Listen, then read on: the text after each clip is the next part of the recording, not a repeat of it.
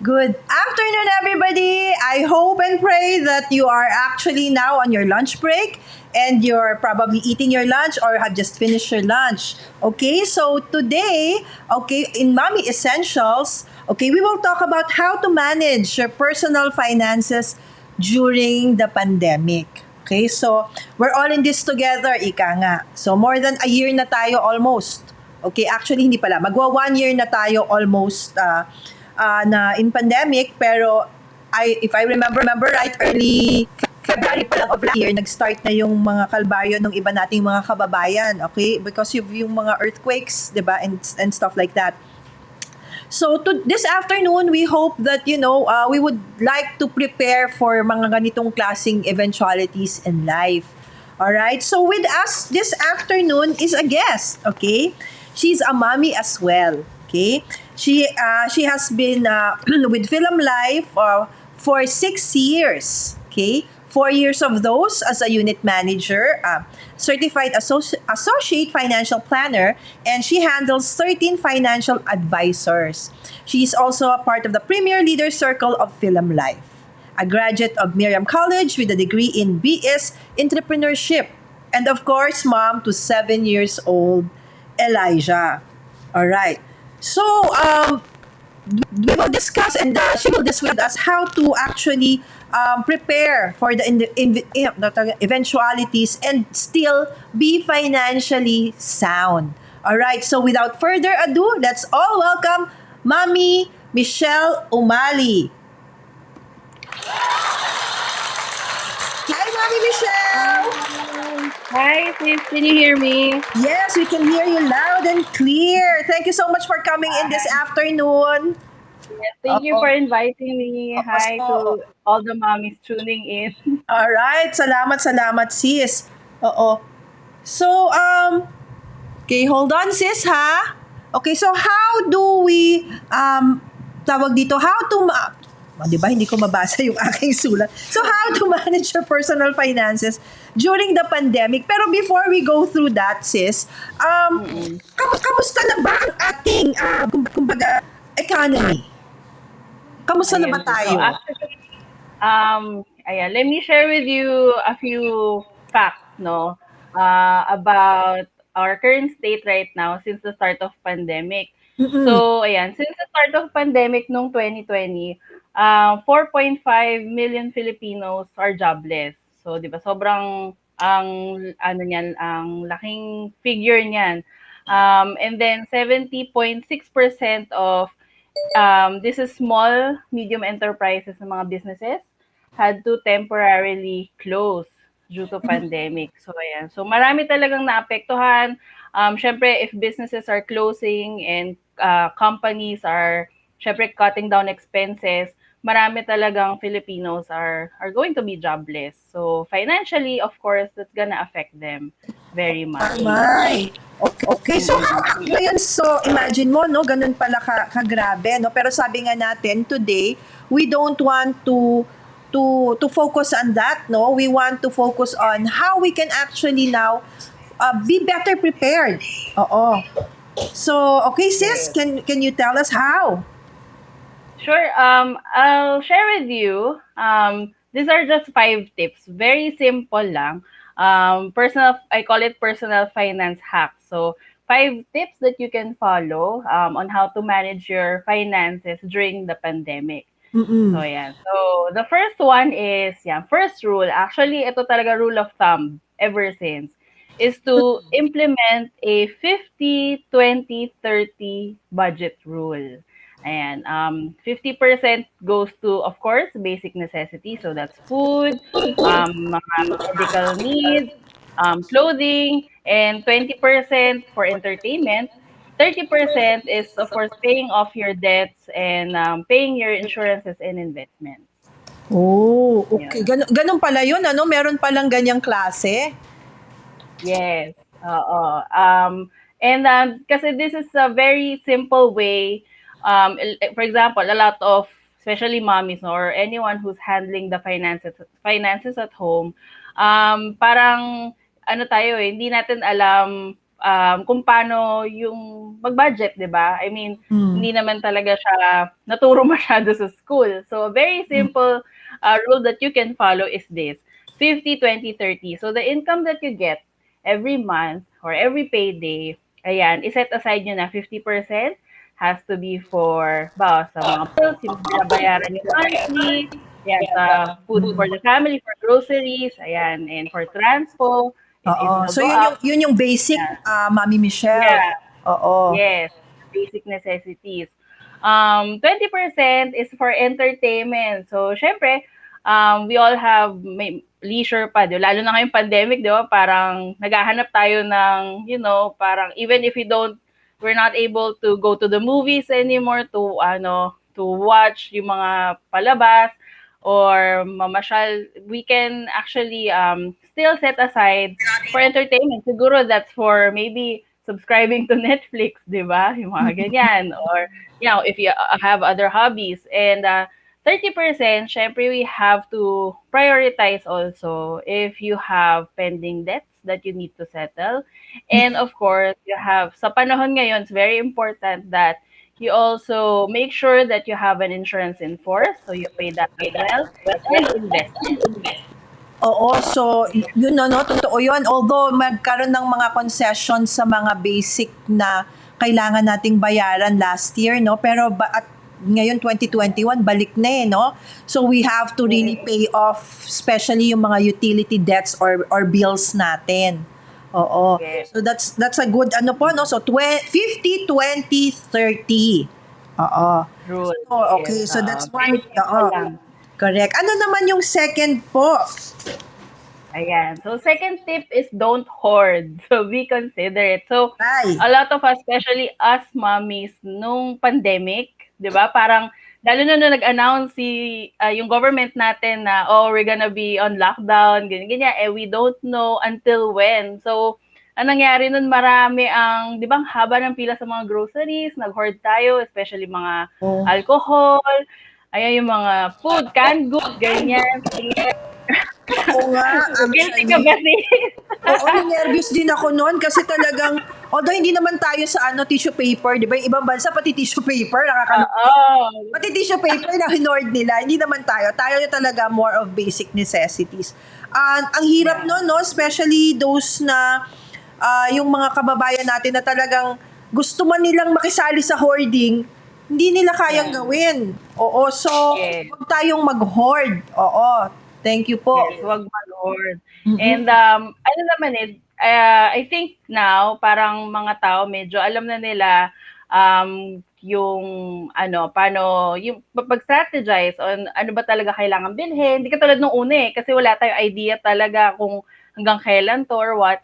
So ngayon, I think a lot of people already learned how to really budget and manage yung pag-grocery nila. So, and also, kawawa din kasi yung iba na if inuubos natin yung supplies, di ba, sa grocery, paano naman yung iba na, who are less fortunate than us na, syempre, they also have needs.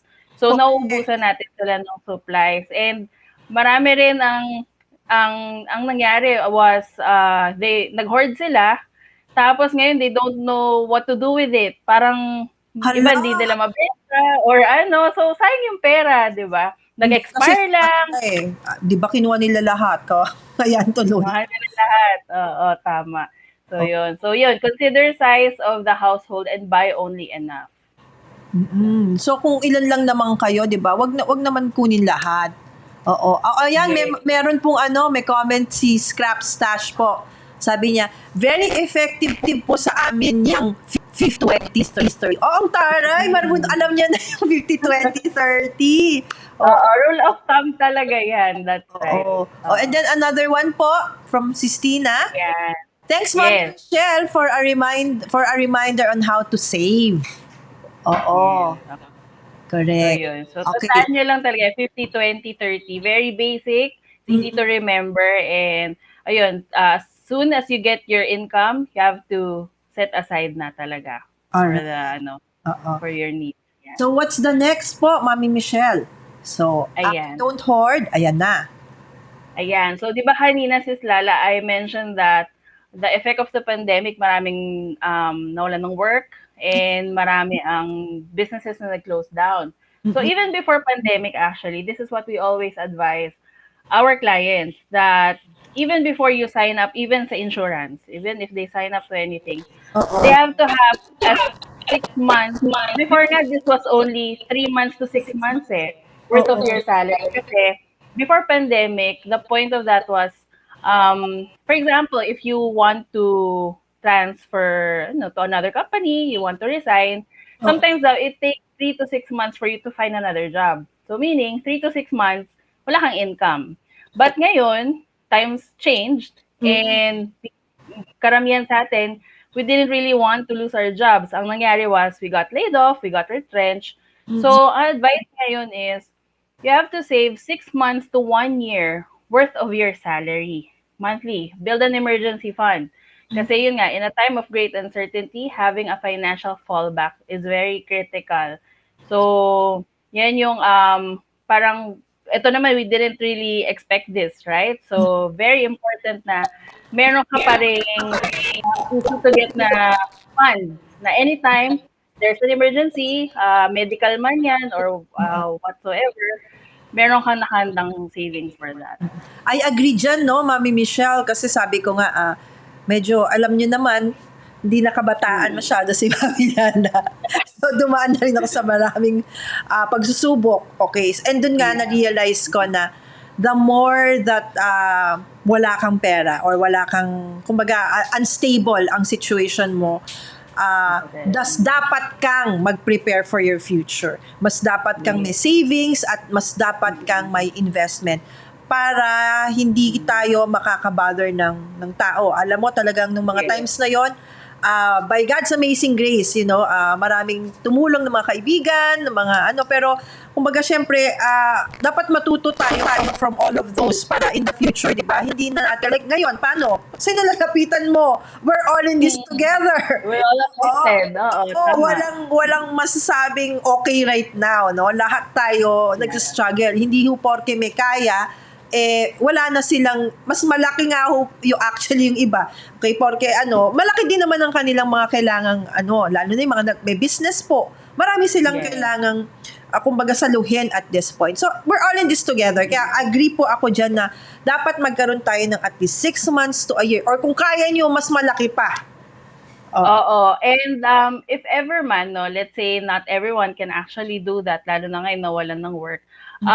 Just remember that no amount is too big or too small or for an emergency fund. So if kaya nyo talaga magtabi, even if let's say 100 lang yan or 1,000 yan, if you don't really need to spend it on anything important, best to just put it aside and yun, put it in your emergency fund. Okay. Alright, so after that po, ano ang susunod?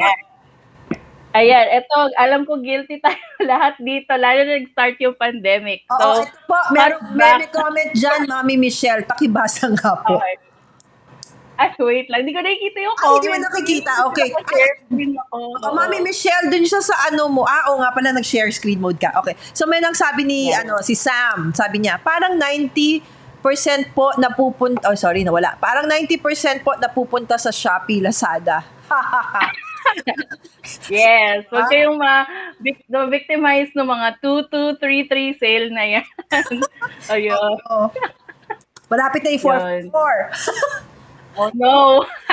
Ayun. So, yun nga, cut back tayo on non-essential spend. Kasi ever since the lockdown, pandemic happened, lahat tayo stay at home, right? So, hindi naman talaga tayo lahat lumalabas pa din, ganyan.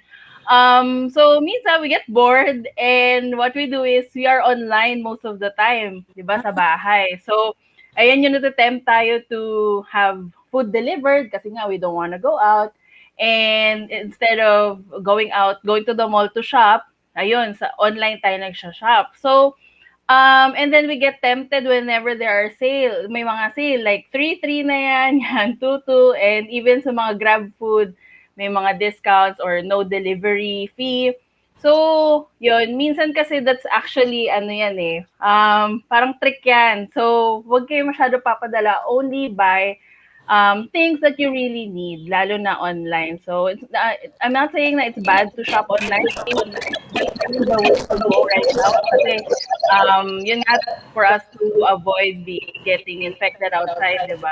So, Oo. but yun nga, it doesn't mean that you have to, parang yung hoarding kanina, it doesn't mean that you have to hoard stuff just because it's on sale. So, yun. Correct, oo. So pero kung Mm. magagamitin natin wisely itong mga options na ito, no? Yeah. Oo. Yes. Okay, so ano Yes. po yung susunod natin? So cutting back Ayan. on non-essentials. Consistent. Yes. So, yun. This is my fifth and last. Ayan. So, ito ang booming ngayon talaga So, ayun nga, di ba, we talked about dun sa mga previous tips on how to save, di ba? Mm-mm. Ito naman, this is to, identify alternate revenue resources or find a side hustle. So, nauso ngayon, na nag-start ang pandemic, nauso ang online business, online selling pala, selling. Since most of us are online, like sabi nga nila, ang average na daw ngayon is 6 hours to 8 hours a day. Imagine na naka-online mga tao. So, it's a gold mine. So, why not use it to generate income? So, yun, find a work na you can do online, work from home, maraming ganun. Mm-mm. Mga online jobs, and you can sell stuff online. So, you utilize that. So, sa ngayon kasi it's normal na to have a side hustle, to have more than one source of income. So, yan. So, yun. Alright. Thank you so much, Mami Michelle, no? So, Yes. sabi mo nga, find a side hustle, o kaya, tsaka Yeah. meron kang sinabi something about yung build an emergency fund. Oo. So, of course, we want to do all of those things moving forward, no? So, thank you much for those tips. Okay, so Yes. I know that you have something na you would want to share to us, especially that we are now in pandemic, diba? Ang palagi nating problema right now, what if we get sick? Diba? Yeah. Paano? Oo. So, Mami Michelle would like to share with us something. Okay. Yeah. So, eto siya. Actually, as you know, I'm with Film Life. And nung nag-start yung pandemic, actually before it started, lockdown started March 15, no? So, actually, this product, we call it AIA Med-Assist, we launched this around March 12 last year. So, very timely siya kasi we all know that Film Life is an insurance company, but we came up with this product na it's not just a life insurance plan, it also has a health card and of course, growing investment. So, di ba kanina we talked about the importance of setting aside for excess and investments, and at the same time, you have to save money for the unexpected. So, this product is also a good investment kasi not just not only that you are protected, no, if you get sick, if you get hospitalized, kasi nga meron siyang inpatient medical features, but you also set aside for your future. So, yan. So, eto siya. So, for as low as 2,000 a month, of course, it depends on your age. Ayan, you already get these benefits. So, it may vary depending on your age. How So, it's how young or how old ang pwedeng makakuha na yan, Mami Michelle? Pwede ba natin actually i-discuss? from 0 years old na bata can avail that up to 55 years old. So, actually, mabenta siya ngayon sa mga lalo na sa mga kasi 'di ba nung nag-pandemic ang insurance actually parang nag-boom na ang daming naka-realize na important of being secured, being Oo. protected, and having a backup. So, ito yung isa sa mga selling like hotcakes sa amin ngayon, yung AIA Med-Assist. Kasi even your kids can avail this, even those who are until age 55 can avail this also. May medical ba yan, Mami Michelle? Meron siyang medical, ayan, may card siya. So, yung medical benefit part niya, Medical, kailangan nila magpa-medical, yung magpapa-check up nila sila papa-medical. before It's they... case-to-case basis. Actually, sa mga clients ko na nag-avail nito, so far nga wala pa naman na papa-medical. The only time that you really need to undergo parang medical exam is if meron kayong dineclare na pre-existing illness. But aside from that, no need to undergo medical. You can apply for this, and pinakamabilis na na-approve namin was just in 10 minutes. Na-approve na agad yung policy niya. Wow, galing. Oo. Actually, magaling po talaga si Michelle. Okay. Mukha lang mo siyang bata. Baby face. Pero actually, mas bata po talaga siya sa akin. Oo. Pero actually, she holds, sa kanya po ako kumukuha ng may mga policies po ako with her. Siya po ang humahawak. Okay, kaya kumbaga, first-hand experience, I really trust Philam, and I really trust Miss Michelle Umali. So if you really want, financial advice, okay, as I said, maski bata po siya, magaling ho siya. She has a very level-headed financial advice for everyone. Okay? So, hindi kailangang kasing edad ko. So, ito pong binanggit niya is just, one of the main, okay, namuson sila. So, they have a lot of products. Products nga ba tawag dyan, Mami Michelle? Oo, Plans. Oo.